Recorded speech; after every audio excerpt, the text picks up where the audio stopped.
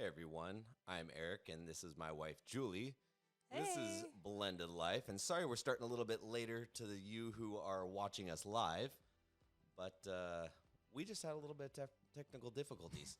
So I'm Yeah. Eric, this is my wife Julie. Welcome to Hi, Blended guys. Life. Yeah, hi. And tonight's topic, part 2 of marriage in a blended family. Yeah, good stuff. All right. All right. So, Last week we got a little bit off track right. with topics, so I just feel like we had so much more to say on marriage in a blended family. Yeah. Yeah. I was expressing to you, I think, and even in our counseling sessions that for some reason, I mean, we've been together for going on 7 years. Right. We were, together 5 before we got married, and then got married June of 18. And I feel like this past year, our first year of marriage, has been the most challenging year of our blended family or our relationship together. And so I don't know. I've been sitting and thinking about that because why is it before we were married not such a struggle? And then we go down the aisle, we say those vows, we come home, and we cohabitated before we got married. Right. It's not like, we just got married and then all started living together. Yeah. So I don't know. That just got me thinking, like, why has this year of marriage been our most difficult year together? Yeah. What do you think about that? I think a lot. I think a lot Do of this. tell. I have no idea what you're gonna say. It's a lot like my shirt. Oh. It's like the unicorn versus the dinosaur. It's. I don't think it's been our hardest year. I think a lot of it is you being hypersensitive about all the. You just snorted into our microphone. Thanks. No, I really though. I do sound effects. Since we have blended our family officially, blended family official, blended life official, we have really been hypersensitive and focused on making it the best it can be. And that is getting our children on the same bedtime schedules, getting our children to, basically just have the same rules and regulations. Right. And Like, how do we decide, like, all children need to do some chores? What chores are those? Bedtime needs to kind of be fair. right. Discipline and consequence kind of needs to be fair. When does everyone get a cell phone? Yeah. We have different views on that, just like I think real time trying to keep the kids feeling equal. Yeah. And the kids feeling like everything's fair. And then us hanging on to our own parenting styles and we are so set in our ways. I think it's different when a young married couple, when they first start out and get married. I'm not talking blended family. I'm talking like Traditional. Yeah. This is how God intended. We're all virgins. We're all walking down the aisle. Dang. I know. But, for the families who start out, getting married, not living together before we're married, Right. And just doing it the traditional way, they're growing in everything together. Yeah. They are both blank slates. So they're figuring out, where are they going to live? Let's figure that out together. How are we going to set up our household as far as finances? They're figuring that out together because you Right. don't come into it. You're a young married couple. You don't know what's what. And so you are really starting out everything brand new, clean slate, building that bond and that commonality together. And when you're young, you're so much more pliable than when you get older. When you're young, you may be idealistic, but you bend easier. Okay. I think as we get older and we have experience under our belts, that's what's hard about blended family marriages. You come into marriage with established places to live, Right. established financial situations. Good and bad.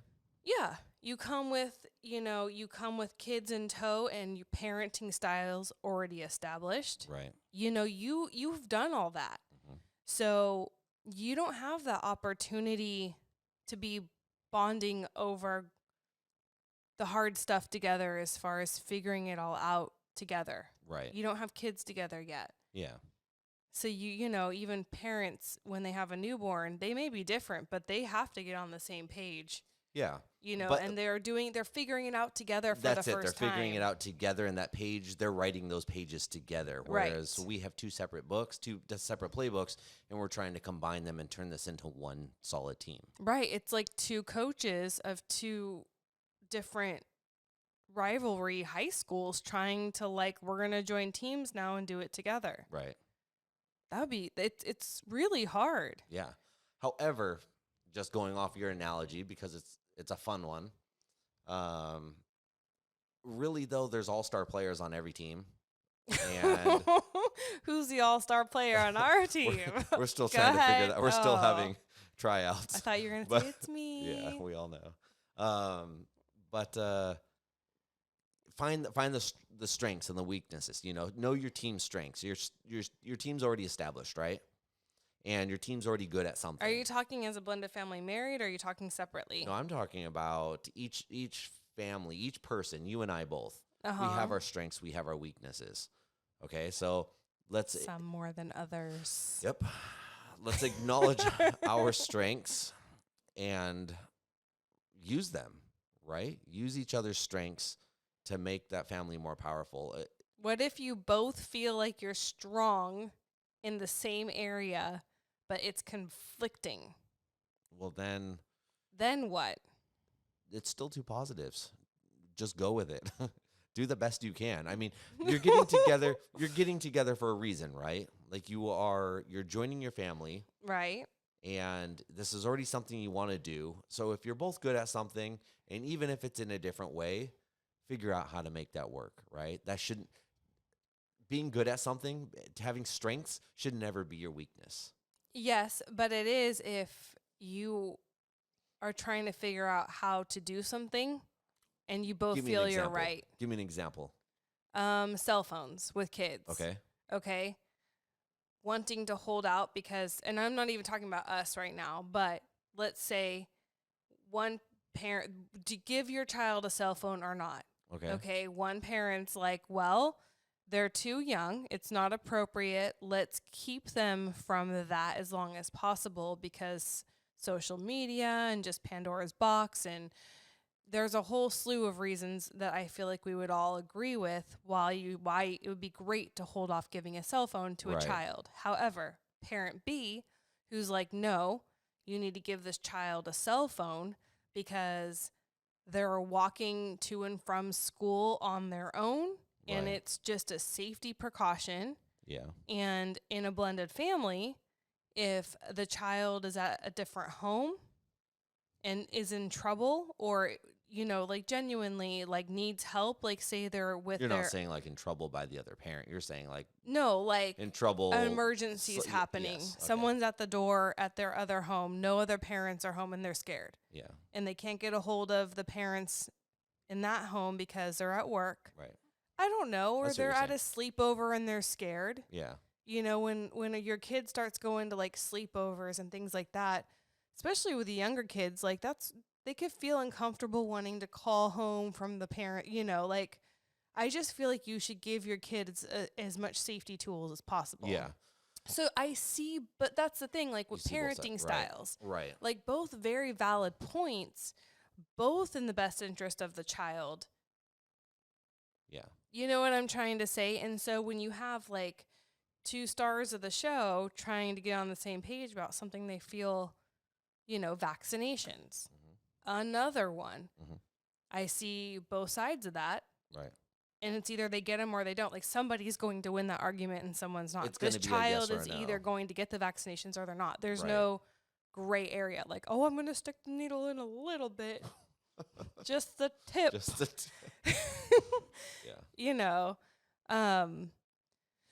So, I don't know. I think that that is what I'm talking about when strengths turn in, like you said it really perfectly, when you're a married when you're married in a blended family. I think that when you both feel so right and so sure and so valid, like when you're confident in yourself and it conflicts with the other, Yeah. I think that's when the fights happen. Yeah.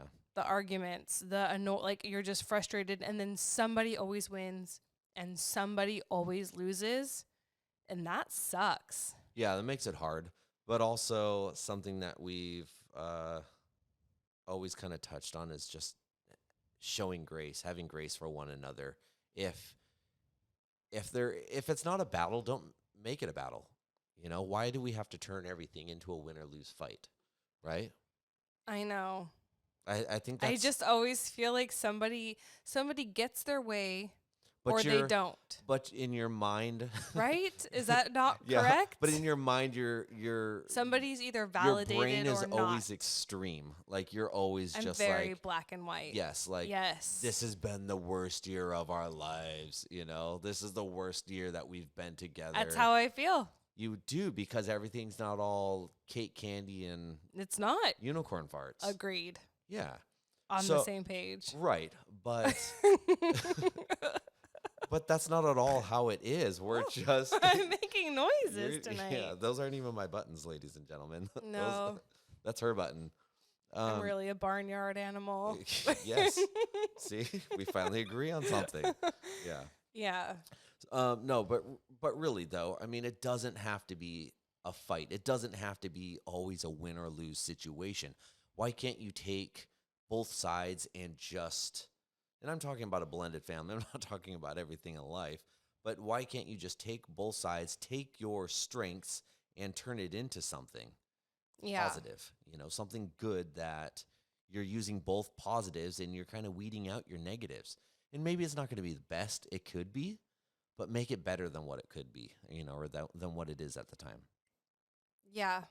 And maybe that needs to be the bigger picture where you just need to be like, is this bettering our family or not? Or is this Yeah. just me getting my way? But I still feel like somebody gets their way and somebody doesn't. Yeah. I don't feel like that. That's a fact. No. And that's what my friend Chris is saying right now. He's like, you know what?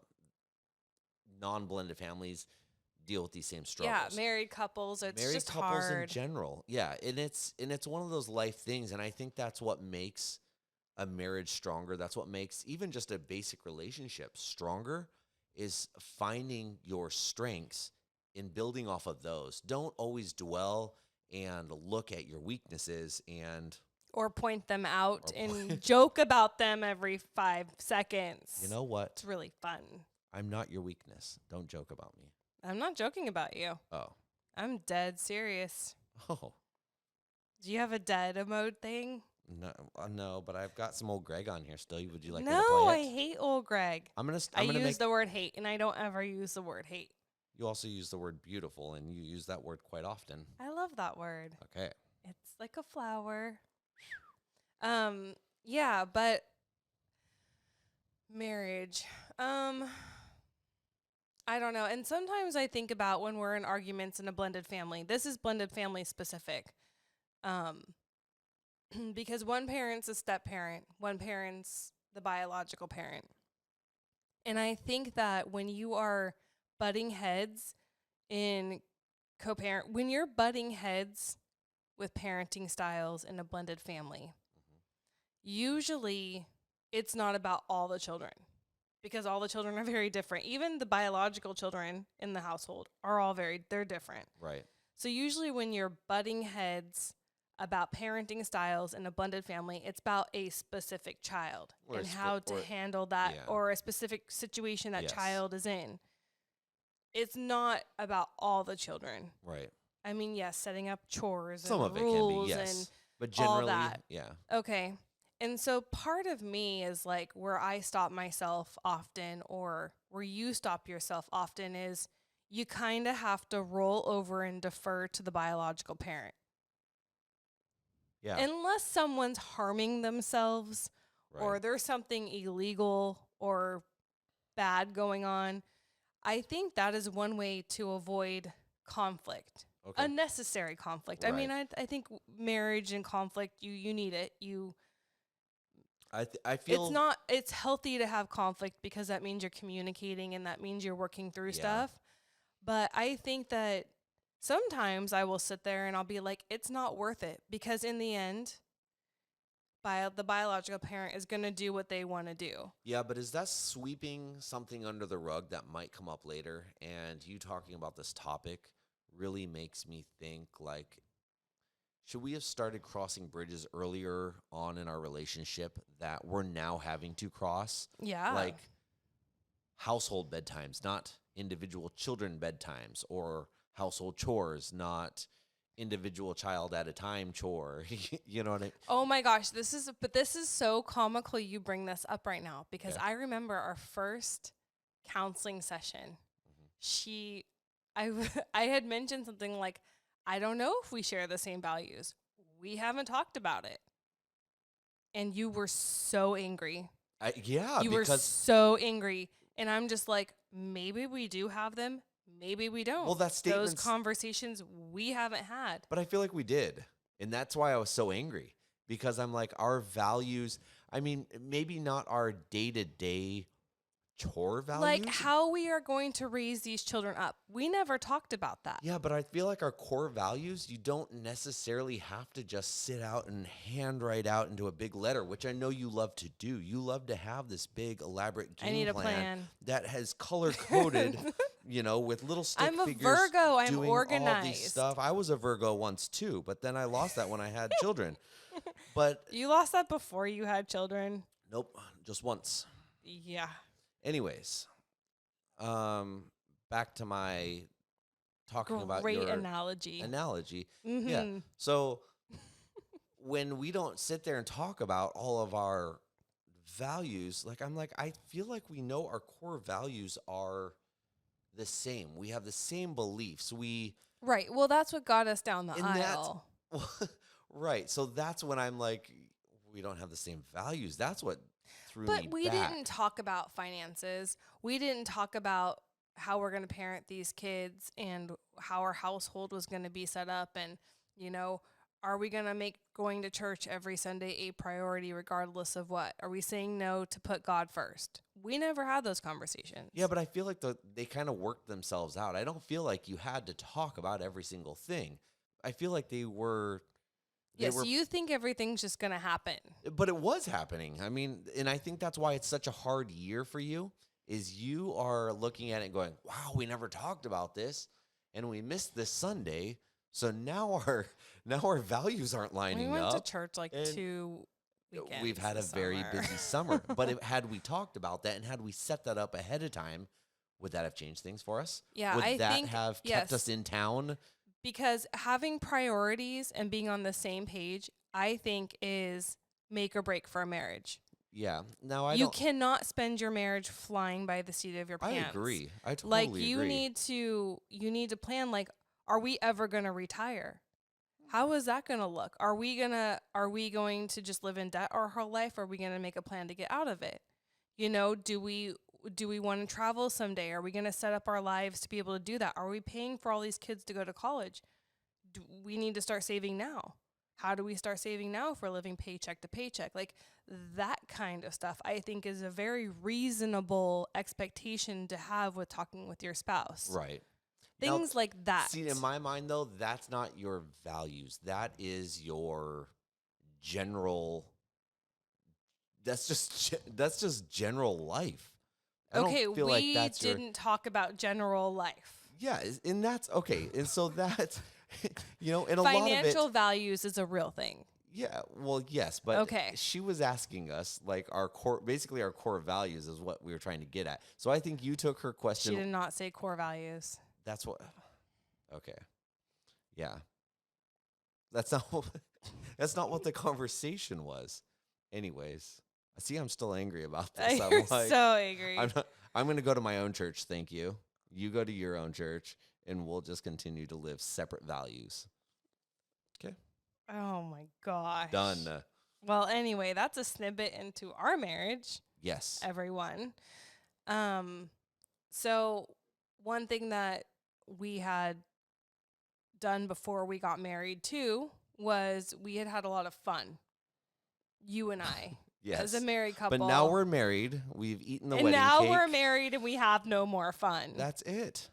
The fun stopped. Yeah. Why? Because now it's going back to this hypersensitiveness. Now we have to get everyone on the same page. Now all the chores have to be fine. Now all the bedtimes have to work fine. Now all the finances have to be in line. You know, it's all these. Consistency and boundaries are a bitch. They are. You know what? We haven't had to bleep anything because of your mouth yet, and now we have to. Oh. I was about to make a joke about our values. Our values just now are starting to happen that we didn't necessarily have before, or we had no value. We're valueless. So I think the moral of this value story is that you should talk about this stuff earlier. And a lot of people listening to this are probably sitting here going, wow, I have no value either. Me and my husband or me and my wife have no values. And it's not that you don't, it's that it's not the fun things to talk about. No. It's not the Not when you're courting, vacations. especially, too. It's not. Yes, there's so much more interesting, exciting fun out there Yeah. to be had. Now, is it too late? No, I don't think so. It can't be. I mean, right? No, but it's not. But it's going to ruin the first year of your marriage. Well, and I Apparently. think, though, for married couples and a blended family, too, I think that it's important that both people in the marriage, both spouses, prioritize a little bit of fun, or as they always say, like, never stop dating your spouse. That's just what it means. When you were dating your spouse, you'd look really nice for your husband.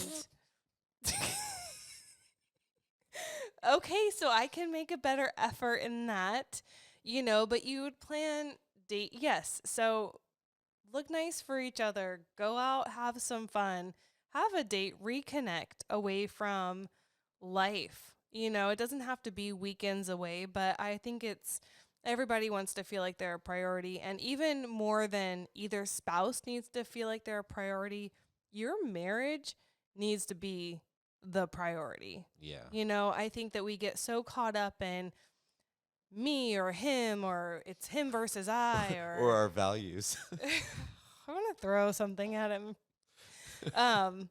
But I think that if we're less self-focused and more focused on our marriage, then I think when you start looking at it, what's best for our marriage? Well, what's best for your marriage is to be on the same page. Yeah. Which means aligning your values or figuring out how to, compromise. Yeah. Well, that all trickles down You know? too, because once you are whole and you're feeling whole and you're getting along with your spouse, that trickles down to the kids. The kids are going to be happier, and the kids are going to And they're going to be more relax. obedient. And that's the thing. And the kids are going to relax. And Yep. I see that when we're uptight, the kids are uptight. When we're in, and sometimes we're just hypersensitive about things, and we're being uptight about things, and it trickles down. And Yeah. and then one of the kids pulls one of us aside, or hits us up in the hallway, and like, hey, what's going on? And it's like, no, it's not really a big deal. We're just having Adulthood. yeah, we're just adulting. We're That's adults. What it looks like. It's hard. Yeah. Don't do it, kids. Yeah. We don't recommend it. No. So so if you can be on the same page sooner and you can adult calmer, then Yeah. it usually is gonna soften the household as far as Right. temperaments go. And I think I wrote this on our Instagram page, but I think your blended family is only as good as your marriage is strong. Yeah. Your marriage is so important because without that, you wouldn't even have this blended family. Yeah. And like to your point, if your marriage isn't good, if your marriage isn't solid, if you're not each other's defenders, protectors, honorers, best friends, your kids are going to feel it. And your kids aren't going to trust their step parent.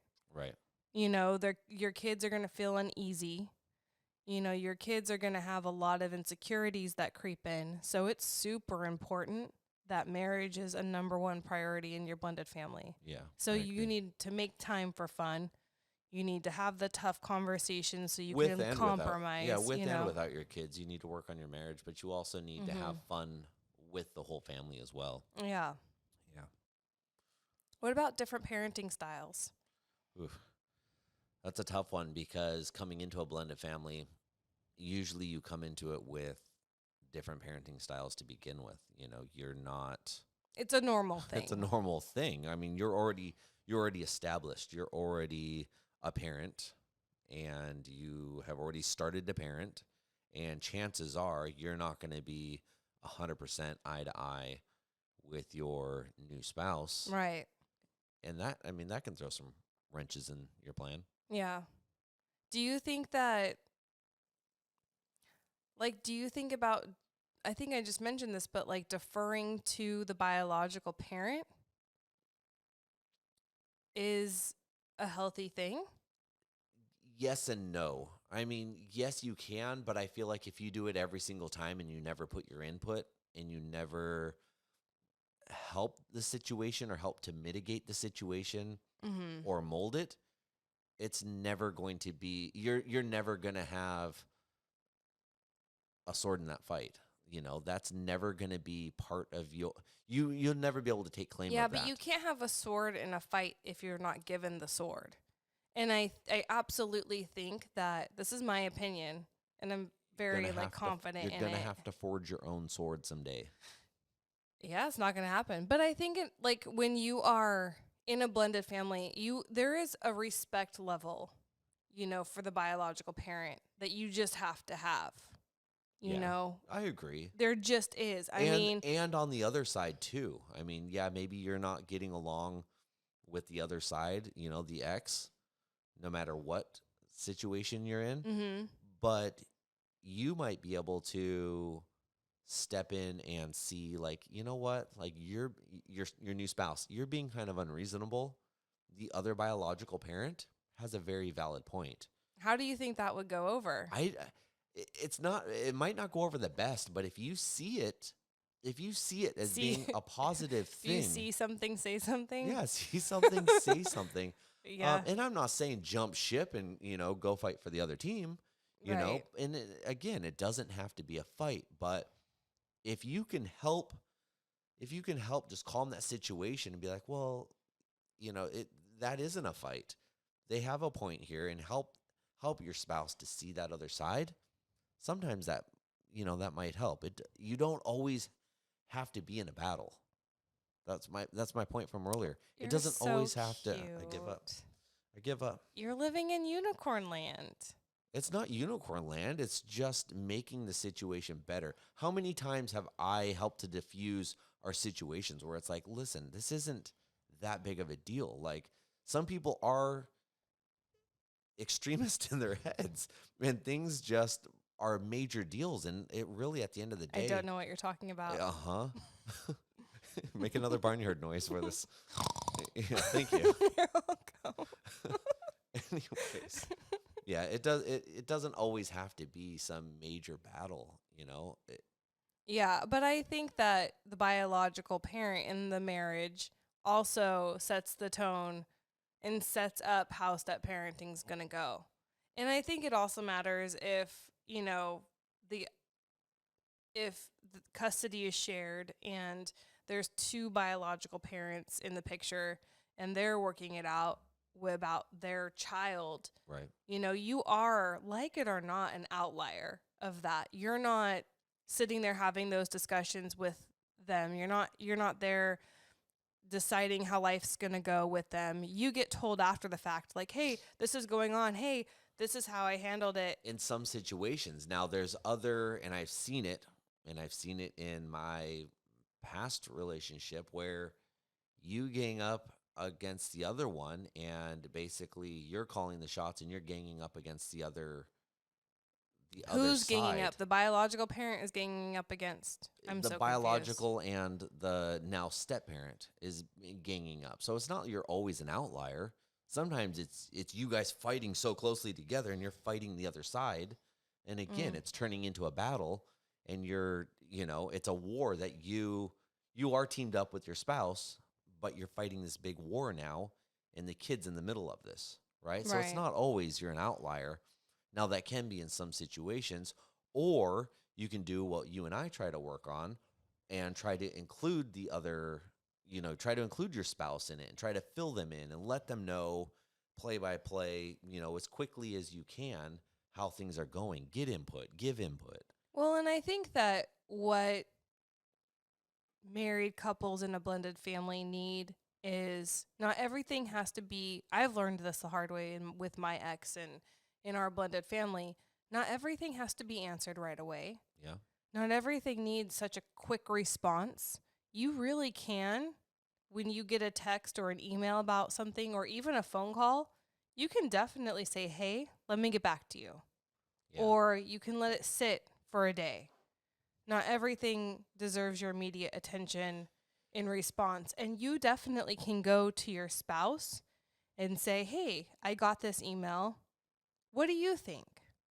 I think that even if you extend that olive branch to your spouse, that I just want your opinion. Now, whether you're going to follow that opinion or not, regardless, I think it's super helpful just to extend that olive branch to your spouse and let them know that you value their opinion. When you're always going to your spouse with this is what's going on and this is what I said back and this is what happened. Or the negativity, which you're kind of touching on right now, but you're always going to them complaining about the situation and complaining about your ex and complaining about, whatever's going on. That doesn't resonate well usually too, because now you guys are bonding over negativity, if you're both jumping onto that, and that's not necessarily healthy too. Yeah. But my point was more of like, I think that the biological parent's job is to pull in the step parent. I don't think it's appropriate I don't think it's appropriate for the step parent just to put themselves in the middle of everything and like go stand there. I'm going to go stand in the middle. Like, yeah, no, it doesn't feel good as a spouse yeah to always have to be like, what's going on? What was said? It doesn't feel good as a step parent or a spouse to like be out of the loop or not to know, or you're just told how it is. Right. Like, you're just being told what you all decided. Right. And that's my point though. And we've struggled with that a whole lot, Yeah, but a lot of it's decisions and then let each other know kind of what's going on. A lot of it's because of our scheduling and, okay, well, this happened 8 hours ago. This happened 9 hours ago. Again, though, when do you start like figuring out how to fix that? Yeah, well, that back to your point is that's where you don't respond right away. You don't have to answer that text back right away. Now, don't be the other side of it where you're just like, well, I don't like that subject, so I'm just not going to answer that email back. Just be like, oh, let me get back to you. Yeah. Like, send a courtesy. You can send a courtesy response like, oh, I read this. Answer it within 12 to 24 hours max. Something my ex did that I didn't love in the beginning, but I didn't love in the beginning, but I respect now, is he would always tell me, it was so annoying, but I get it. He would be like, well, I need to go discuss this with my wife. Or he would tell me, like, I would bring something to him that I wanted one of our children to participate in. And he would be like, I need to talk this over with my wife. Or, let us discuss it and then we'll get back to you. And he always uses the term, I'm going to actually talk in high regards of my ex right now. That's amazing. He always uses the terms with me, we. He always uses my wife and I. And I hated it at first. Because you struggle with it. You struggle with that with our children. You struggle with that. Like, I'm learning that it has forced me to respect their marriage. Like it or not, he is going to discuss everything with his wife, and then they will get back to me. And how's the last subject going? Sorry. Hey, keep going. Oh, but I mean, he is honoring his wife, and maybe he's learned a lot, he is honoring his wife, He is forcing me to respect their marriage and, you know, taking my very emotional side out of it. I have to, I mean, I kind of agree. Like, okay, that's kind of, I wish I want that for us. I don't know. I think that's something to, I don't know. Hmm. I like it. I agree with it. And I think that he's doing right by his wife to just discuss it. I mean, I know my ex, and I think that he went like what he, I, I think that he will get what he wants in the end. He will do what he wants. But the fact that I know that he makes a priority to take the time out from me and discuss with his wife as he should, I don't even disagree with that. It's just like a little poke in my side, it's just like cattle prodding. Moo. Well, yeah, but you know? also have been always so quick to respond. Yes. Everything needs a response right away. I've learned that's not good. I had to tell you, like, look. Yes, you have. Calm down. Like, take your emotions out of it. Yeah. But you're also a realist, too. You're also not one to be like, I want to win this fight. I want to win this battle. Your heart, when it comes to your kids, are always the best interest for your kids. Where that's, I think, what has always stopped you in your tracks and made you respond immediately is you're like, wait, this isn't the best interest for the kids. I don't care if you want to talk this over with your wife or not. This isn't what's good for our kids. Yeah. And I think that is always what gets you so hard. But now you're learning to slow that down and turn it more into like, okay, let me think about this rationally. Is this really going to affect things? Is this really going to change things? But it also, allows you to kind of proofread what you're sending back. Yeah. And I think that but what he's doing with his spouse is he's creating a family unit bond. Mm-hmm. Now, I don't know what happens over there, but I know that when you create a cohesion like that, I think it only strengthens your marriage. I feel like that she's able to feel secure knowing that she's in the loop, that she is valued. Her opinion does matter. He wants to talk it over with her. She's his teammate. I'm not his teammate no longer. Right. I'm no longer his person, regardless of being the mom or not. I'm no longer his person. I'm no longer his teammate. But that's something that's always bugged you. It's like, wait, I'm the mom. I need to have say in it. And a lot of times, but that hasn't. I think this year has been hard. I'm sorry, I'm cutting you off. I just think this year has been really hard for me too, because I feel like it's been a year of swallowing sand and really seeing my kids confused and seeing that the struggles I've had with my ex and stuff like that this year too, I've really had to rethink my perspectives on everything, and maybe other people are doing it better than I am doing it. I don't think that it hasn't worked out for me so hard. Like, I agree that I think of the best interest of the kids, but I also can do a better job, certainly, of pulling you in, and like, let's discuss this. Yeah. But a lot of those decisions, like you're only touching about on a small portion of this whole topic. Yeah. As far as your situation goes, where something I've seen bother you and a lot of times is your opinion and your thought, and you as a mother just get pushed to the white side anyways. It's him and his wife are going to decide this, and they'll let you know what they've decided for your children. You're like, wait a second, I'm the mother. Yeah. I want to have a say in this. I want to have a hand in this. Yeah.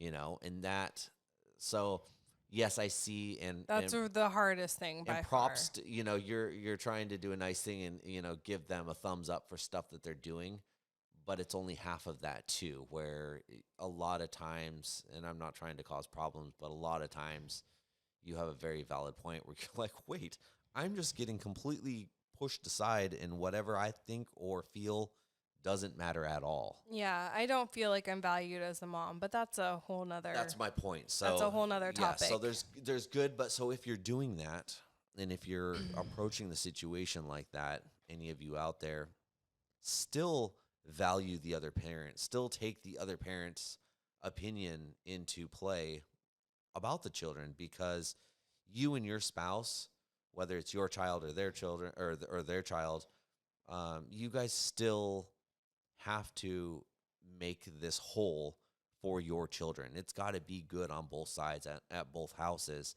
And if you're the only one making the decisions, or the other household's the only other one making the decisions, your children are going to feel that, and they're going to feel caught in the middle, because they're going to know mom or dad are on board with this, or mom and dad aren't on board with this, and one got the way and one didn't. And it might work a couple times, but over the years and over time, your kids are going to start to see through that one way or another.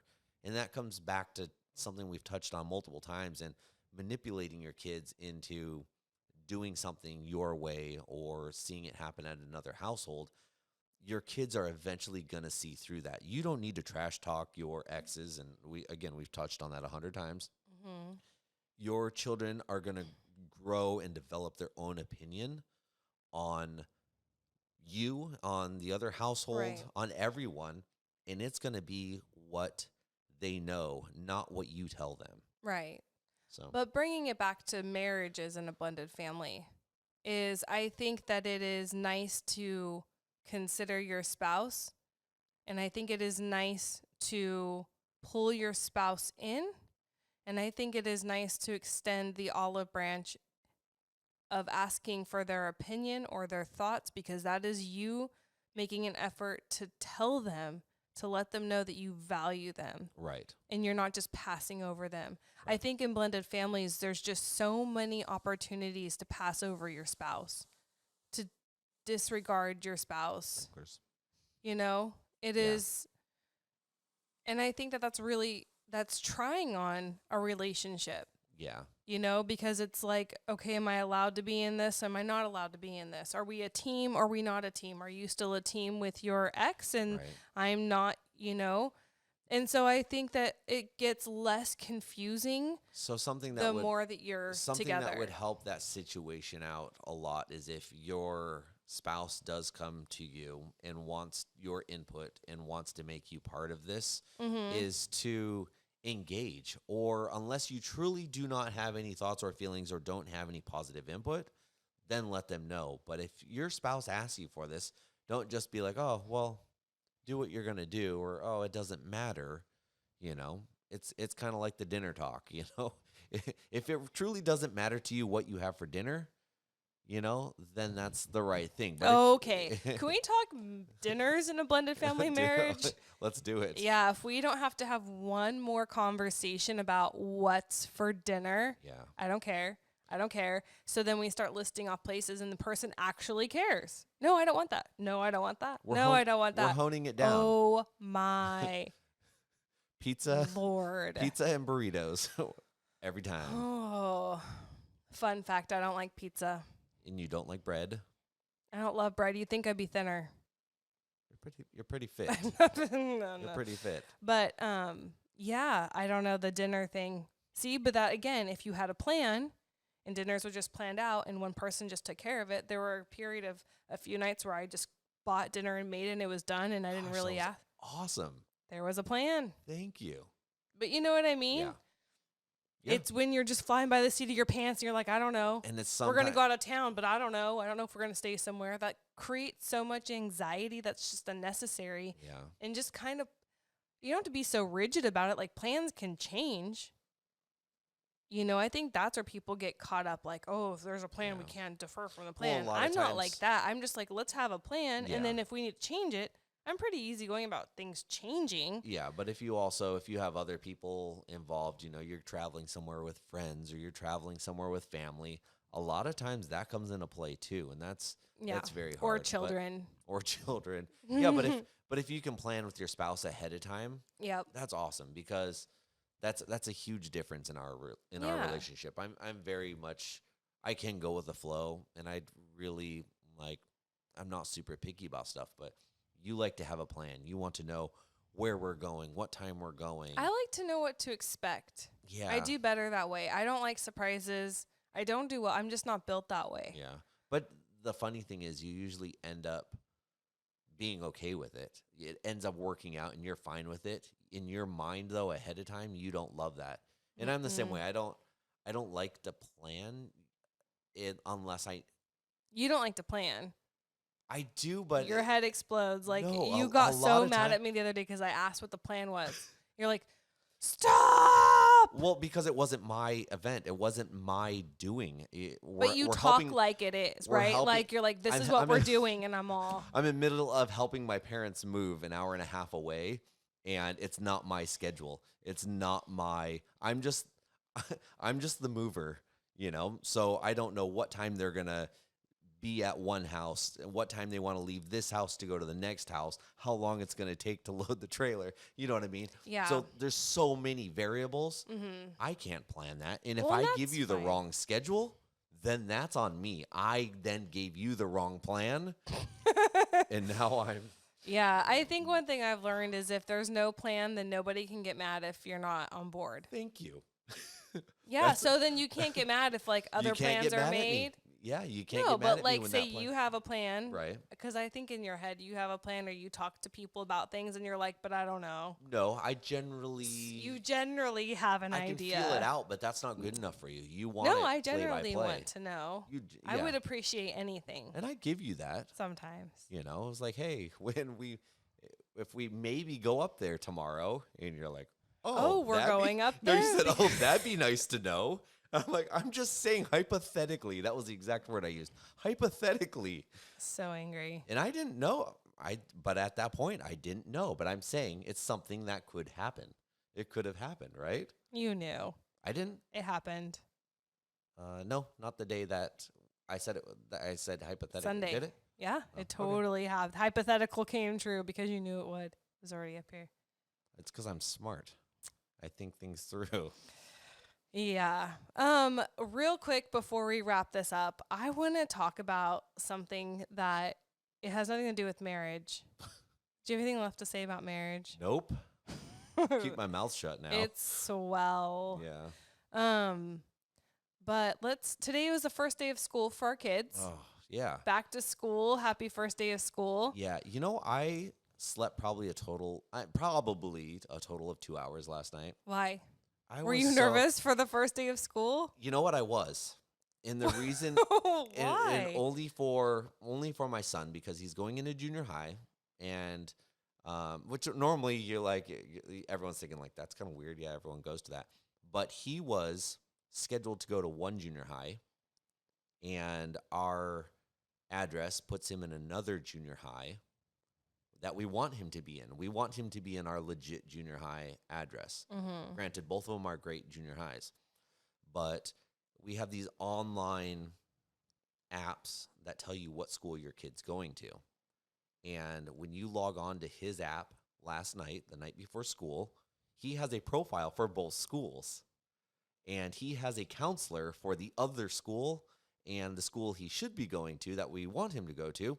He doesn't have any information. So I'm like, great. Then also, going back to our subject about vaccinations, he is not completely caught up on all of his vaccinations. And that's for personal beliefs on my behalf and his mother's behalf. So he has a good amount of them, but we have stopped him at a certain point that we aren't comfortable with him moving past in the way they want to. So the way California is working right now, they want your kids to be, X, Y, and Z and have all this, that, and the other thing. And he wasn't there yet. And I know our daughter got stopped when she went into 7th grade. And the other school has been hounding us, sending us letters, calling us. So I thought, all night I'm playing this out in my mind, and my mind just never turned off last night. And it was hot in our room, and I had been moving all week with my parents. And I had pizza for dinner because it's my favorite, and I was just dehydrated. Oh, you are a hot mess. It was just one of those nights. Yeah. And we get up this morning and get everything ready, and I take him to the school he's supposed to go to, and he walks up to his table that has his letter of the alphabet of our last name and tells them his name, and they go, oh, here you go. And boom, he's off. He's at school. So I stayed up all night with my brain wandering in 12 different directions And it was kind of, yeah, I was just nervous for not no reason, but I'm like, how is this going to play out and how am I going to? Because there was no plan. But again, how do you plan that? How do you plan that? So when you're, I could think of ways. I would love to hear a way to plan that out. Well, I think that the end of last year, it could have been started. The process could have been started a lot sooner. Yes. A lot more follow through, But, a lot more check boxes and yes, highlighting. And so let's go to this, squares and your dad will agree with me because I told him. See, now I'm not a planner; I'm a strategizer. There is a reason why I did it the way I did, and I'll tell you a little more about it off air. But it worked out perfectly. Oh, good. Well, if you have reasons, there's many different ways. And I think, again, back to marriages and a blended family, just because I'm just circling back. Ooh. Yeah. I think that there's not one right way to do something. And I think that's really hard when you both are parents and blended family marriage and things like that, because you both have probably very valid points of view. They probably are different and conflicting, but it doesn't mean that either one of you is wrong. You're just different. And I think you need to be okay with, like, sometimes you're just different. And sometimes a biological parent is just going to win over the step parent. And I think that's fine anyway. But another thing about first day of school is you're lucky to have your kid on the first day of school. For some reason, you never have your children because I never have. Always start them on Thursday. That's why I never have my kids on the first day of school. Yeah. Because the first day of school always starts on Thursday, and that's their dad's day, not mine. And so, it just ticks me off. I'm just gonna vent, and I don't even care what the downfall or what comes off from this. Vent away. The stage is yours. Thanks. It just pisses me off because both parents I don't know. I'm just like, my ex has to work, so he's not there to see them off for their first day of school. Right. And so I don't get to have them, and and you would gladly take them. Well, I think that it matters. Like being a mom matters. And I feel like everything's so hyper-focused. Mom lives matter. Man, we're coming up with shirts everywhere. For reals, though. I think there's so many support groups for step parents, and I am one, so I get that.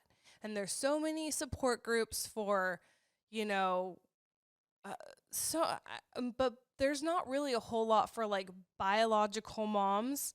We kind of get, there's not, like, we're the crazy exes. Yes. Oh, I mean, no.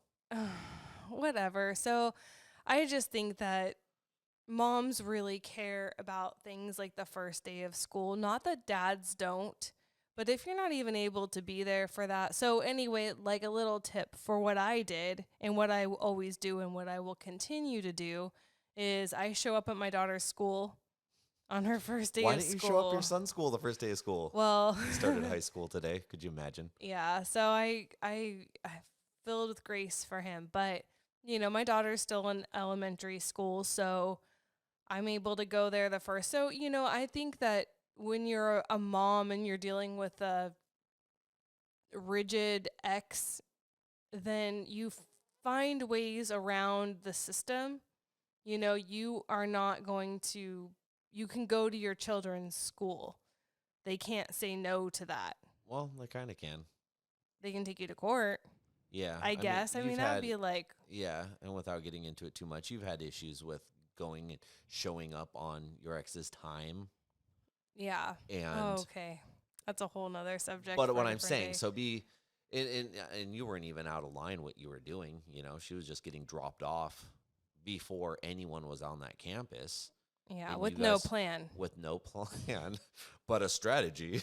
And yeah, you guys, survival of the fittest was a strategy. You and your mom were showing up and helping her work on her spelling test the night before. Yeah. And it became an issue. But anyway, so if you strategize, try to do it in a way that isn't going to get you or anyone in trouble. Well, or your kids being punished. There's nothing worse than me showing up to school and then my child feeling like my child getting shamed for it, or told, how dare your mom come to your school? Like, it's nothing but wonderful to have a supportive parent who's willing to show up for your child. So to turn that into a bastardization of like a manipulation tactic to put your ex down in your children's eyes is evil and wrong. But back to my point from a little while ago, it will come around. Your children will see both sides of it. So don't be the one doing that. Yeah. It's just hard. If you guys didn't have your kids on the first day of school, it sucks, but maybe you can go to the school and just see them off their first day anyway, go meet the teacher. It's perfectly appropriate the first day of school in elementary school for both parents to go meet the child or go meet the parent, go meet the teacher. And, I just, happy first day of school. And if you don't have your kids, my heart goes out to you. It's hard to miss firsts.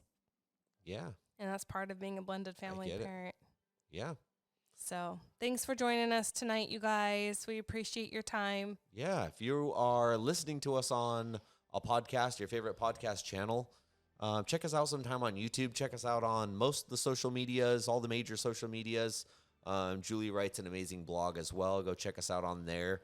Website. Something that I think would be awesome is if you guys could leave us some reviews if you're listening to us on a podcast site that is reviewable. We would love to hear some feedback and give us a topic. I know iTunes has a review section, and I think they only allow 5 stars, so go ahead and leave that 5-star review. And give us a topic. Give us some feedback of what you think, like, don't like, whatever it may be, barnyard sounds. But all feedback is greatly appreciated, and we're here to watch and air with you live, or at least premiere live with you every Thursday evening. At 7 p.m. Pacific Standard Time. Yeah, and we love to just interact with you guys. So yeah, find a way, social media, comments, whatever, to interact with us. Leave us that thumbs up if you're liking this on YouTube, and just interact with us, and we would love to hear from you guys. Yeah, and may God bless your marriages. Seriously, it's hard. Yeah. So thank you guys for tuning in, and we'll see you next week. We'll see you next week, you guys. All right. Bye. Bye, you guys. Thank you.